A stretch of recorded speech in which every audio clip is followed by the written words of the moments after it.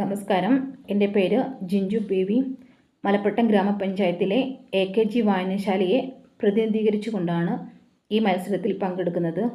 ഇതിനായി തിരഞ്ഞെടുത്തിരിക്കുന്ന പുസ്തകം പാറപ്പുറത്തിൻ്റെ അരനാഴിക നേരം എന്നുള്ളതാണ്. ഹൈസ്കൂൾ വിദ്യാഭ്യാസം കഴിഞ്ഞ് പട്ടാളത്തിൽ ചേരുകയും സൈനിക ബാരക്കുകളിലെ അറിയപ്പെടാത്ത ജീവിതത്തിൻ്റെ നിഴലും വെളിച്ചവും ആവിഷ്കരിക്കുന്ന ചെറുകഥകളുമായി സാഹിത്യ ലോകത്തിലേക്ക് കടന്നു വന്ന ശ്രീ K.E. മത്തായിയാണ് പാറപ്പുറം എന്ന പേരിൽ മലയാള സാഹിത്യത്തിൽ പ്രശസ്തനായത്. അദ്ദേഹം 20 നോവലുകൾ, 14 ചെറുകഥാ സമാഹാരങ്ങൾ, 15 തിരക്കഥകൾ എന്നിവ രചിച്ചിട്ടുണ്ട്. പാറപ്പുറത്തിൻ്റെ നോവലിൻ്റെ പേരുകൾ ഏറെ അർത്ഥവത്തുള്ളതാണ്. ഉദാഹരണമായി ആദ്യ കിരണങ്ങൾ, അന്വേഷിച്ചു കണ്ടെത്തിയില്ല, പണിതീരാത്ത വീട്, ആകാശത്തിലെ പറവകൾ എന്നിവയാണ്. അതിൻ്റെ കൂട്ടത്തിൽ ചേർക്കാവുന്നവയാണ് അരനാഴിക നേരം എന്ന നോവലിൻ്റെ പേരും. ഈ നോവലിൽ 272 പേജുകളും 12 അധ്യായങ്ങളുമാണുള്ളത്. ക്രിസ്തീയ ജീവിത അന്തരീക്ഷത്തെ കലർപ്പില്ലാതെ പകർത്തുന്നതിൽ വിജയം കൈവരിച്ച എഴുത്തുകാരനാണ് നമുക്കെല്ലാം പ്രിയപ്പെട്ട മുട്ടത്തു വർക്കി. മുട്ടത്തു വർക്കിയുടെ പേരിൻ്റെ കൂട്ടത്തിൽ ചേർക്കാവുന്നതാണ് പാറപ്പുറം എന്നുള്ള പേരും. ബൈബിൾ പശ്ചാത്തലത്തിൽ എഴുതിയ അപൂർവം ചില നോവലുകളിൽ ഒന്നാണ് അരനാഴിക നേരം.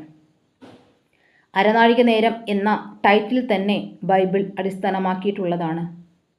ബൈബിൾ ഉദ്ധരണികൾ ഒരുപാട് ഈ നോവലിൽ നമുക്ക് കാണാൻ സാധിക്കും. അതുകൊണ്ട് തന്നെ കുറച്ച് വിമർശനങ്ങളും ഇതിനെ ചൊല്ലി ഉണ്ടായിട്ടുണ്ട്. 90 വയസ്സുള്ള സത്യക്രിസ്ത്യാനിയായ കുഞ്ഞനച്ചനാണ് ഇതിലെ പ്രധാന കഥാപാത്രം. കുഞ്ഞനച്ചൻ്റെ കൂടെ കുഞ്ഞനച്ചൻ്റെ മൂത്ത മകനായ മാത്തുക്കുട്ടിയുടെ രണ്ടാം കെട്ടുകാരിയായ ദീനാമയുമുണ്ട്. അങ്ങനെ പ്രധാനമായും 2 കഥാപാത്രങ്ങളിലൂടെയാണ് ഈ നോവൽ മുന്നോട്ട് നീങ്ങുന്നത്. മക്കളും പേരക്കുട്ടികളും സ്നേഹിതനായ കുറുപ്പച്ചനും റാഹേലമ്മയും രാജനും ഏറെ പ്രിയപ്പെട്ട കൊച്ചുമക്കളായ സിസിലിക്കുട്ടിയും ഈ നോവലിൽ ഇടയ്ക്കിടെ വന്നു പോകുന്ന കഥാപാത്രങ്ങളാണ്. ഇടയ്ക്കിടെ വന്നു പോകുന്ന കഥാപാത്രങ്ങളാണെങ്കിൽ കൂടിയും ഓരോ കഥാപാത്രത്തിനും അതിൻ്റേതായ തേജസ്സും ഓജസ്സും നൽകുന്നതിൽ നമ്മുടെ നോവലിസ്റ്റ് വിജയിച്ചിട്ടുണ്ട്. 90 വയസ്സുള്ള കുഞ്ഞേനച്ചൻ്റെ കുടുംബത്തിലെ സംഘർഷങ്ങളും സന്താപങ്ങളും ഒക്കെ കൂടിച്ചേർന്നതാണ് ഈ നോവൽ. അതോടൊപ്പം അരനാഴിക നേരത്തിനുള്ളിൽ മരണം വരുമെന്ന് ഏത് നിമിഷവും പ്രതീക്ഷിക്കുന്ന കുഞ്ഞനച്ചൻ്റെ തെളിമയാർന്ന ഓർമ്മകളും. മാത്തുക്കുട്ടിയുടെ ആദ്യ ഭാര്യയിലെ മകനായ രാജൻ പട്ടാളത്തിലാണ്. അദ്ദേഹം അയക്കുന്ന പണം കൊണ്ടാണ് വീട്ടിലെ ചെലവുകളെല്ലാം നടന്നു പോകുന്നത്. എല്ലാ ആവശ്യങ്ങളും നിറവേറ്റുന്ന ദീനാമ വളരെ ദയയും കരുതലുമുള്ള സ്ത്രീയാണ്. പക്ഷേ മാത്തുക്കുട്ടിക്ക് അവളോടൊത്ത് ചെലവഴിക്കാനുള്ള സമയമില്ല. സമൂഹത്തിന് ഏറെ പ്രിയപ്പെട്ടവനാണ്. സമൂഹത്തിനെ ഒരുപാട് കാര്യങ്ങൾ ചെയ്യുന്നവരാണ് മാത്തുക്കുട്ടി. എന്നിരുന്നാൽ തന്നെയും തൻ്റെ പ്രിയതമയ്ക്ക് അദ്ദേഹം സമ്മാനിക്കുന്നത് ഏകാന്തത മാത്രമാണ്. കുഞ്ഞനച്ചൻ്റെ വീട്ടിൽ പതിവായി വരുന്ന ശിവരാമക്കുറുപ്പാണ് കുഞ്ഞനച്ചന് കറുപ്പ് വാങ്ങിക്കൊടുക്കുന്നത്. കറുപ്പിൻ്റെ മയക്കത്തിൽ അദ്ദേഹം കാണുന്ന ലോകവും യാഥാർത്ഥ്യവുമായി ബന്ധിപ്പിക്കാൻ നോവലിസ്റ്റിന് കഴിഞ്ഞിട്ടുണ്ട്. കറുപ്പ് കഴിഞ്ഞ് പല കാര്യങ്ങളും ചിന്തിച്ചിരിക്കുകയും പുലമ്പുകയും ചെയ്യുന്ന കുഞ്ഞനച്ചനെ കാണുമ്പോൾ നമുക്ക് ഇംഗ്ലീഷ് സാഹിത്യത്തിലെ പ്രശസ്തമായ കവിത കുബ്ലകനാണ് ഓർമ്മ വരിക. കുഞ്ഞനച്ചൻ നോവലിൻ്റെ അവസാന ഭാഗമാവുമ്പോൾ ദീനാമയെയും കുറുപ്പച്ചനെയും തെറ്റായ രീതിയിൽ കാണുകയും പിന്നീട് കുഞ്ഞനച്ചന് വിഷം കലർന്ന കുറുപ്പ് കൊടുക്കുകയും ചെയ്യുന്നു. കുഞ്ഞനച്ചൻ്റെ അരനാഴിക നേരം ദാരുണമായിരുന്നു. ആ ക്രൂരമായ മരണത്തിൽ വായനക്കാർക്കും വളരെയധികം സങ്കടമുണ്ട്. ഈ നോവൽ വായിക്കുന്ന ദിനങ്ങളിലാണ് വിഭജിക എന്ന പെൺകുട്ടിയുടെ ആത്മഹത്യയുമായി ബന്ധപ്പെട്ട വാർത്തകൾ എൻ്റെ ശ്രദ്ധയിൽപ്പെട്ടത്.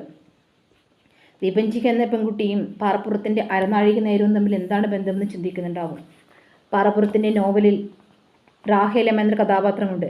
ആ കഥാപാത്രവുമായി ബന്ധപ്പെട്ട് ചില വരികൾ ഉണ്ട്. അതിങ്ങനെയാണ്: പോയി ഉറപ്പിച്ചു, കല്യാണം കഴിഞ്ഞ് പിന്നത്തെ ആഴ്ച ആരാൻ്റെ കൂടെ പെണ്ണിനെ ഇങ്ങയച്ചു. പിന്നെ വിളിക്കാൻ വന്നില്ല. തിരക്കിയപ്പോൾ പെണ്ണിൻ്റെ കയ്യിലെ തെണിർപ്പ് അവർ കണ്ടുപിടിച്ചതാ കാര്യം.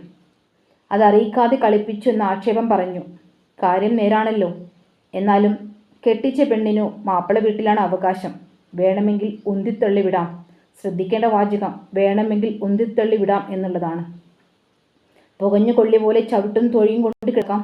അതുകൊണ്ട് അവൾ വീട്ടിൽ തന്നെ നിന്നു, ഇപ്പോഴും നിൽക്കുന്നു. പാറപ്പുറം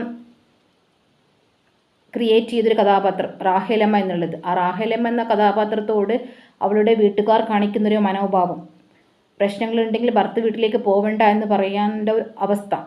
പക്ഷേ അങ്ങനെയുള്ളൊരു പ്രതികരണം ഇന്നത്തെ സമൂഹത്തിലെ പല പെൺകുട്ടികളുടെയും വീട്ടുകാർ നടത്തുന്നില്ല എന്നുള്ളൊരു യാഥാർത്ഥ്യമാണ് വിഭജിക എന്ന പെൺകുട്ടിയുടെ ചിന്താഗതിയും. അതായത് എന്ത് പ്രശ്നങ്ങളുണ്ടായാലും ഭർത്തൃ വീട്ടിൽ ക്ഷമിച്ചും സഹിച്ചും നിൽക്കാമെന്നുള്ള ഒരു ചിന്താഗതിയും, അങ്ങനെയുള്ള ചിന്താഗതികളുള്ള പെൺകുട്ടികൾ ഉള്ള ഒരു സമൂഹം, അവിടെ പ്രശ്നങ്ങളും കുട്ടികളുടെ ആത്മഹത്യകളും വളർന്നു വരുന്ന ഒരു സമൂഹത്തിലാണ് നമ്മൾ ജീവിക്കുന്നത്. അപ്പോൾ ഈ ഒരു അവസരത്തിൽ ഇതിലെ റാഹേലമ്മയോട് കാണിക്കുന്ന മനോഭാവം വിഭജികയുടെ വീട്ടുകാർ കാണിച്ചിരുന്നെങ്കിൽ, വിഭജിക എന്ന പെൺകുട്ടി മാത്രമല്ല അതുപോലെ ആത്മഹത്യ ചെയ്യപ്പെട്ട പല പെൺകുട്ടികളുടെയും വീട്ടുകാർ കാണിച്ചിരുന്നെങ്കിൽ എന്ന് ഞാൻ ചിന്തിച്ചു പോയിട്ടുണ്ട്. ഈ നോവലിൻ്റെ അവസാന ഭാഗം ഇങ്ങനെയാണ്. പുതിയ ആകാശവും പുതിയ ഭൂമിയും കാണുന്നു. 90 വർഷക്കാലം കണ്ട പഴയ ഭൂമിയും പഴയ ആകാശവും ഒഴിഞ്ഞു പോയിരിക്കുന്നു. അകലെ സ്വർണ്ണ സിംഹാസനത്തിൽ നിന്ന് ഒരു മഹാശബ്ദം കേൾക്കുന്നു. പോരൂ, എൻ്റെ കൂടാരത്തിലേക്ക് പോരൂ. നീ ഇനിമേൽ എന്നോടൊപ്പം വസിക്കും. നീ ഇനിമേൽ എൻ്റെ ജനത്തിൽ ഒരുവൻ. ഞാൻ നിൻ്റെ കണ്ണുനീരെല്ലാം തുടച്ചു കളയും. ദുഃഖവും കഷ്ടതയും ഇനി നിനക്കുണ്ടാവുകയില്ല.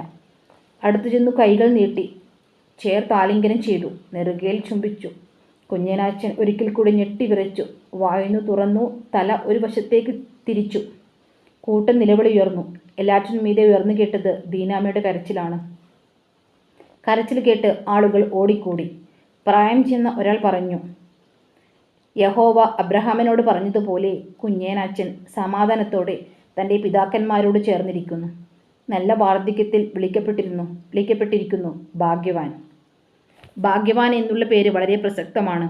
വായനക്കാരുടെ മുന്നിൽ ഒരു ചോദ്യചിഹ്നമാണ് പറപ്പുറത്ത് വെച്ചിരിക്കുന്നത്. കുഞ്ഞേനച്ചൻ യഥാർത്ഥത്തിൽ ഭാഗ്യവനായിരുന്നോ അല്ലയോ എന്നുള്ളത്. അത് ഒരു ചോദ്യചിഹ്നമായി തന്നെ അവിടെ അവശേഷിപ്പിച്ചുകൊണ്ട് പാറപ്പുറം ഈ നോവൽ അവസാനിപ്പിച്ചിരിക്കുകയാണ്. അതുപോലെ കുഞ്ഞനച്ചൻ എന്നുള്ള 90 വയസ്സുകാരനായ സത്യക്രിസ്ത്യാനിയായ ഒരു കഥാപാത്രവും നമ്മളുടെ മനസ്സേൽപ്പിച്ചിരിക്കുന്ന, നമ്മുടെ മനസ്സിലേക്ക് കുടിയേറിയിരിക്കുന്ന എന്ന യാഥാർത്ഥ്യം കൂടി അവശേഷിപ്പിച്ചുകൊണ്ടാണ് പാറപ്പുറം ഈ നോവൽ അവസാനിപ്പിച്ചിരിക്കുന്നത്. Thank you.